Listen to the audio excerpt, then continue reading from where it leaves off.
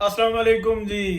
पाकिस्तान के अंदर जो सियासत चल रही है बड़ी इंटरेस्टिंग है। अब मैं आपको एक नए पहलू से बताता हूँ। मुझे ना कार्ड्स की जो है ना जो ताश होते हैं उनकी दो गेम्स आती हैं।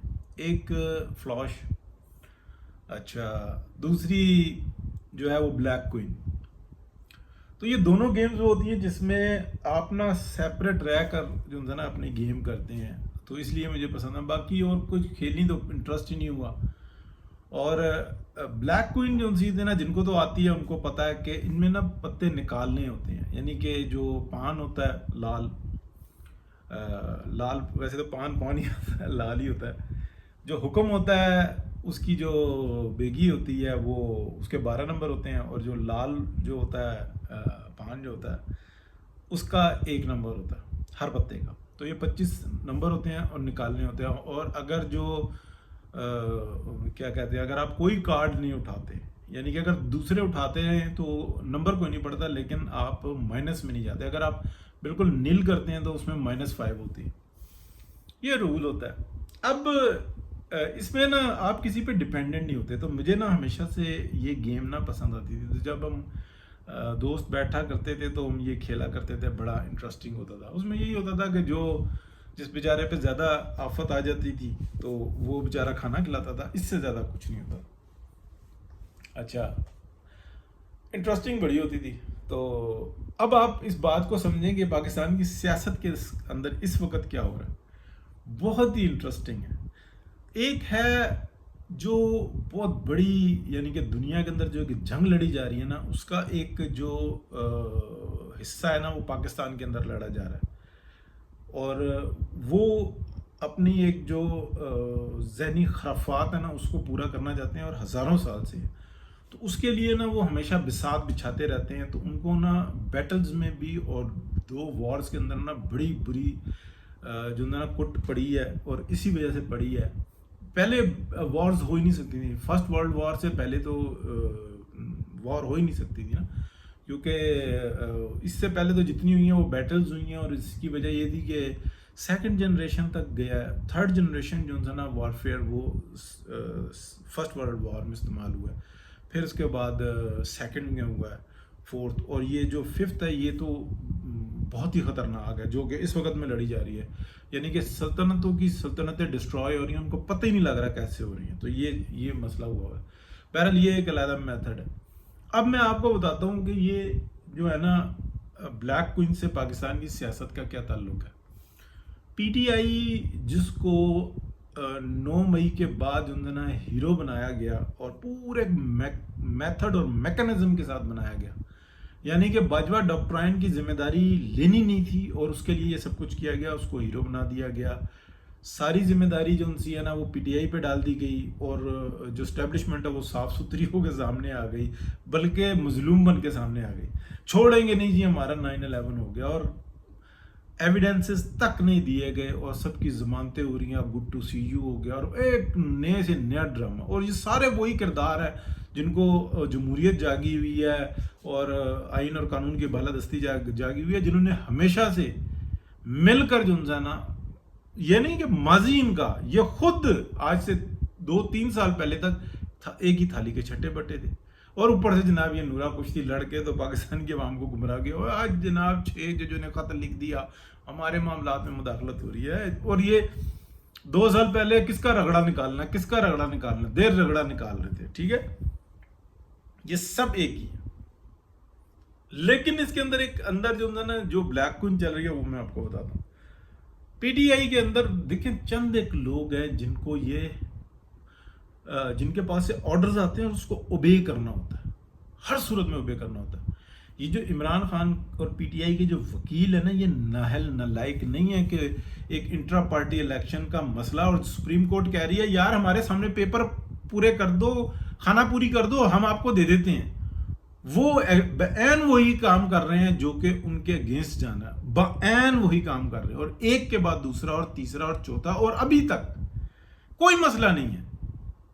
ठीक है, आप इस बात को समझिए कि इनको हुक्म कहां से आता है। उनको हुक्म वहां से आता है जिन्होंने डॉक्ट्राइन लॉन्च की कि पाकिस्तान के आइन, कानून, पार्लियामेंट, फौज, सबका बेड़ा गर्क करना है। جو میں نے نکات آپ کو 2019 میں بتائے تھے، آپ بین اس کے اوپر دیکھ لیں عمل ہوتا ہوا، بین، اور سب لائیو پروگرام میں بتائے تھے. میں بھی کوئی دماغ سے نہیں آگز کر رہا تھا، کہیں سے سن کے ہی بتا رہا تھا. اب ہو کیا رہا ہے، یہ جو عمر ایوب اور یہ جو دوسرے اور یہ کیا کہتے ہیں لگے ہوئے ہیں، ابھی یہ شانزانہ گلزار آ گئی اور شیرول مروت آ گئے، یہ سارے جمزانہ یہ لگے ہوئے ہیں کہ اگر عمران خان باہر آ جاتا ہے تو ہماری تو 2 ٹکے کی نہیں رہنی، ہم تو لائن حاضر رہیں گے، ہم اپوزیشن لیڈر کا. پھر تو یہ ہوگا کہ کتے تو جا وہاں پہ بھونک، تو کتے وہاں پہ کھڑا ہو گئے بھونک، تو کتے وہاں پہ کھڑا ہو گیا، تو یہاں پہ رکھوالی کر. اس سے زیادہ ان کی حیثیت کیا ہے؟ یہ گندے الفاظ بولے ہیں لیکن اس سے زیادہ مناسب الفاظ کوئی نہیں. لیکن بائیں دوسری طرف آپ دیکھیں، ایک گھر میں آیا ہوا انقلاب، یعنی کہ پاکستان میں آیا ہوا انقلاب، ایک شخص نے اپنی شوق وزارت عظمیٰ میں جو شروع سے اس چکر میں لگا ہوا تھا، اس کو پتا تھا کہ میں جس دن نواز شریف سے الگ ہوا تو میرے ہاتھ وزارت عظمیٰ نہیں آئے گی، بس میں علیحدہ ہو جاؤں گا. وہ جو شیخ رشید صاحب کہتے تھے نا کہ نون میں سے شین علیحدہ ہوگی، تو وہ درست کہتے تھے، اس لیے کہ ان کو یہی ہوتا تھا کہ یار ہم کوشش میں لگے ہیں. یہ کہتے تھے میں نجومی بن جوں، ان کی اتنی ہوتی ہے نا. تو وہ شہباز شریف صاحب کو پتا تھا کہ جس دن میں نکلا اس دن میں زیرو ہوں، بلکہ مائنس ہی ہوں، اس دن میں بالکل ختم ہوں. ساتھ چپکے رہے اور ان کو موقع مل گیا. ہیں ایماندار، کام بہت اچھا کرتے ہیں، لیکن ایڈمنسٹریٹو کام، پولیٹیکلی وہ ایک گھس بیٹھی ہیں، جو بین لفظ ہے گھس بیٹھیا، ورداتیا، یا دوسرے کے علاقے پہ قبضہ کرنے والا. یعنی کہ شیر بوڑھا ہو جائے تو دوسرا آ کے گھس بیٹھیا گھس جاتا ہے نا، تو یہ وہ گھس بیٹھی ہیں. اب ان کو یہ پتا ہے، اور جو نمائندے ہیں انہوں نے بتایا ہوا ہے کہ شہباز شریف صاحب جس دن نون لیگ سوئپ کر گئی نا، تو آپ کے وزارت عظمیٰ کا چانس کوئی نہیں. میاں نواز شریف واضح اکثریت اور صاف ستھری اکثریت کے بغیر آئے گا نہیں. دیکھیں دونوں نے مل کے جو انسانا گدڑ کوٹ لگائی، اور ادھر بھی گدڑ کوٹ لگی ہوئی ہے. یعنی کہ وہ جوتیاں پڑی ہیں. حالانکہ جو الیکشن ہار گئی تھی نا پی ایم ایل این، مطلب سب سے بڑی پارٹی تھی جینینلی، لیکن یہ جو 10-12 سیٹیں جو نا وچا کر کے لائی ہیں، امریکہ سے جوتیاں پڑ رہی ہیں، اندر سے جوتیاں پڑ رہی ہیں، بلیک میل ہو رہے ہیں، تڑا تڑ جوتیاں پڑ رہی ہیں، اور بجن چھوڑ دیتے ہیں. سعد رفیق نے اور کافی سارے، رانا ثناء اللہ نے، بہت سارے لوگوں نے یہ بات کہی کہ یار چھوڑو ان کے اوپر کہو کہ بنائے، ہم وزارت عظمیٰ نہیں لیتے. آپ اندازہ کریں کہ ان 4-6 مہینوں کے اندر اگر پی ٹی آئی اور پیپلز پارٹی ایک جگہ پر ہوتے اور ایک حکومت بنائی ہوئی ہوتی، بلاول یا کوئی دوسرا وزیر اعظم ہوا ہوتا، تو صورتحال کیا ہونی تھی. اور جو قائد حزب اختلاف ہیں وہ میاں نواز شریف ہوتے، پھر آرام سے بیٹھے ہوئے. اس وقت الیکشن سر پہ کھڑا ہوا تھا، پنجاب کی حکومت لیتے کام کرتے، یہی کارکردگی ہونی تھی، یہی اس سے بہتر ہونی تھی. آپ دیکھیں کہ وہ شہباز شریف صاحب لگے پڑے ہیں، پچھلے دنوں ضلالت کے وہ بیج بوئے ہیں 2 دن پہلے پارلیمنٹ میں کھڑے ہو کے کہ پی ایم ایل نے جہاں اٹھے اس کو جوتیاں مارو. یعنی کہ اپنی پارٹی کا بیڑا گرک کرو کیونکہ میری جگہ بنی رہے، میں وزارت عظمیٰ پہ قائم رہوں. حالانکہ بین آج شہباز شریف صاحب استعفیٰ دے کہ بھائی جان یہ الیکشن کے اوپر بھی یہ معاملہ ہے، اور میں تو یہ چاہتا ہوں کہ جن ایم این ایز کے اوپر یہ جو شک ہے نا، یہ جو 3-4-5 ایم این ایز ہیں اپنا راول پنڈی کے اور اسلام آباد کے، یہ سارے استعفیٰ دیں، دوبارہ الیکشن ہوگا، ہم دوبارہ الیکشن لڑیں گے، اور میں وزارت عظمیٰ سے استعفیٰ دے رہا ہوں. بنے جس نے بننا ہے، سنبھالے حالات دیکھے. لیکن کیوں یہ حالات ایسے؟ پنجاب کی گورنمنٹ کرے نا، کوئی مسئلہ نہیں، کیونکہ ابھی 4-5 مہینے ہوئے، 6 مہینے ہوئے ہیں، الیکشن اکٹھے ہو جائیں گے، کوئی مسئلہ نہیں ہے. یعنی کہ جنرل الیکشن یہ جو ہے نا، اسمبلیاں، اگر اسمبلی ٹوٹ بھی جائے تو تب بھی اکٹھے ہوں گے الیکشن. اسمبلیاں ٹوٹ بھی جائے تو پھر باقی بھی ٹوٹ جائیں گی، یعنی کہ یہ سلوشن نکل آئے گا اس کا. لیکن کیوں؟ بس گھس بیٹھیا جو ہوتا ہے نا، جو ورداتیا ہوتا ہے، وہ پھر دماغ سے نا سوچتا نہیں ہے، حوث اس کو لے کے ڈوب جاتی. تو یہ ہوئی ہوئی ہے بلیک کوئن کے اپنے اپنے پتے جھاڑ رہے ہیں سب. شہباز شریف صاحب کو پتا ہے کہ جہاں نون لیگ کی عزت بننے لگے، مریم کا کام سامنے آنے لگے، میاں نواز شریف کو ایکشن لینے لگے، ایسی غلاظت بکھیرنی ہے کہ اگلا بندہ گھر میں ہی رہ جائے، روتا رہ جائے. کہ میں نے تو ماں سے کہا تھا کہ میں بھائی کا ساتھ نہیں چھوڑوں. یہ ہے ساری کہانی.